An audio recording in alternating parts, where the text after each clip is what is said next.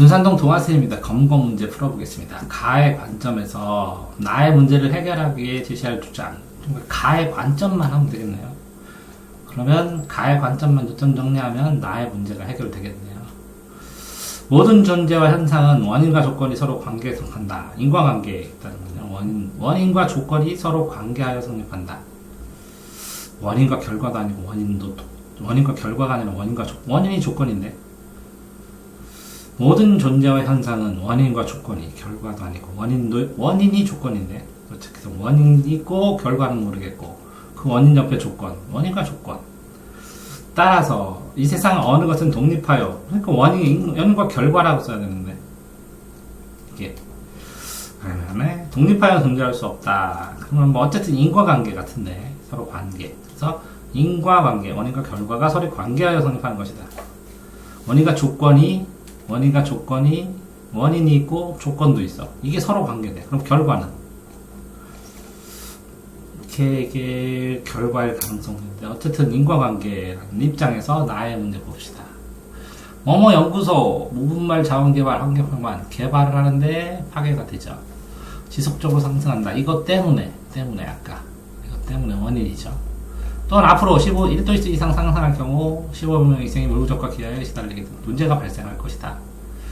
그렇죠. 그럼 이런 조건이 발생을 하면 이런 결과가, 그럼 이건 원인이라고 본 거고, 때문에는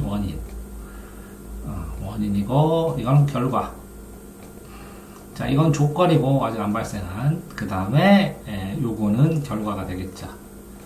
그러면 원인과 조건, 이렇게 두 개를 얘기했다고 쳐봅시다. 여기서. 그러면 원인과 조건이 서로 관계하여 독립되어 존재하지 않고 스스로 존재하는 건 없고 인과관계가 있다 라고 되어 있는데, 그렇게 했을 때 가의 관점에서 나의 문제를 해결하기 위해 제시할 주장, 원인과 조건,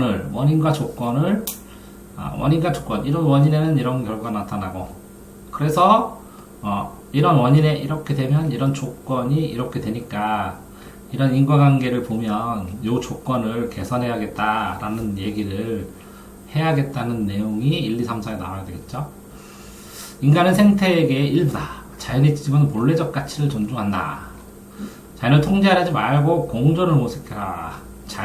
인간은 자연의 주인으로서의 책임의식을 가졌다. 그러면 여기에는 자연계와 환경 파괴라고 했는데, 여기에서 가의 가치, 인과관계의 문제에서 나를 해결하려면 인과관계가 있다. 그러니까 인과관계를 존중해라. 원인은 통제하려지 말고 통제, 개발, 비슷한데 공존해야 되는데 무분별한 요구 같은데, 무분별한 자원개발과 환경, 인간을 자연생태계의 일부다. 이건 통합으로 보는 거죠. 통합으로. 인과관계가 아니라. 자연의 지지권은 본래적 가치를 존중한다. 자연과 인간의 가치. 통제하지 마라. 자연의 주인으로서의 책임. 자연의 주인으로서의 책임의식. 뭐 이것처럼 되는 거죠. 그러면 통제하지 말고 공존해라. 가치. 원인. 이건 뭐라고 써야 되나? 그러면 인과관계가 있다. 인과관계는 무엇일까? 인과관계. 원인, 본래적 가치, 생태계의 일부. 이 관점이 뭐야? 독립하여 존재하지 못한다. 독립. 그러면 쉽게 고등수자는 요 공존. 그래서 3번이 답이라고 했을 가능성이 큰데. 1번은 왜 안 되는 거죠? 답이 뭐예요? 답은 3번입니다. 맞아요. 공존. 뭘로 풀었어요? 저는 1번을 풀었습니다. 아니, 뭘로 풀었냐고 내가. 독립해서 스스로 존재할 것은 독립과의 대응 단어로. 혼자가 아니라 공존이다. 이렇게. 자, 이거는 인간을 자연 상태의 일부로 가면 이 전체라는 의미예요. 여기 인간도 있고, 여기 지구, 식물, 동물도 있고, 이렇게. 네. 이건 전체라는 의미가 아니라 인과관계를 의미해요. 그러니까 A가 있으면 A가 있고 B가 인간이 있는데, 이걸 개발만 하지 말고 이렇게 서로 간에 공존해라.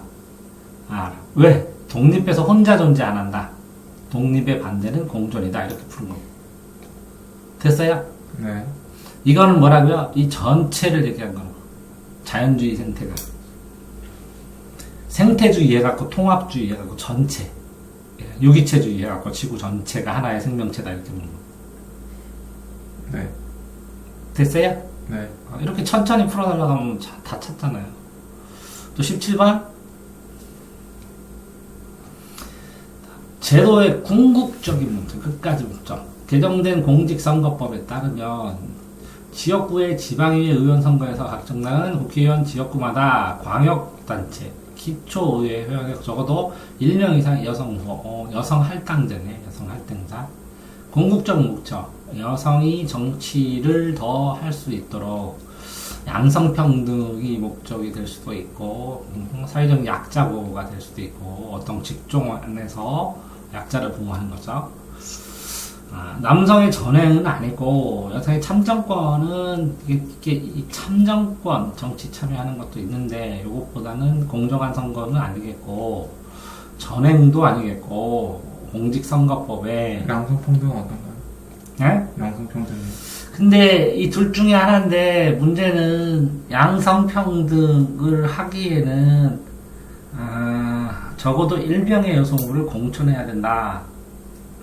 양성평등은 맞죠, 능력껏. 그런데 참정권 보자. 여기에 보면 공직선거법, 공천, 그리고 정당 얘기 이렇게 나오는데 다음과 같은 제도의 궁극적 목적인데 이렇게 여성을 한 명 추천한다고 양성평등이 되는 건 아니거든.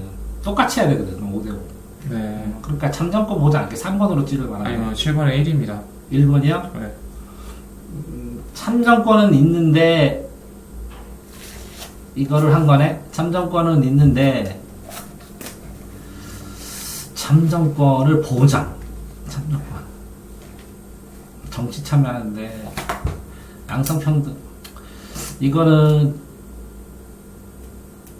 여자가 안 되니까, 약자니까, 이런 계열로 넓게 봤는데, 요거는 참정권은 정치는 하지, 참여는 하지. 근데 공천을 약한데도 해주는 거니까, 보조라고 해야 되나? 그럼? 다음과 같은 제도의 궁극적이라고 했으니까, 요거를 통해서 일로 간다. 이게 이렇게 돼서, 결국은 이걸 왜 하려고 그러냐? 여자를 왜 더 넣어주냐, 참정권을, 양성평등을 어느 정도 실현하려고.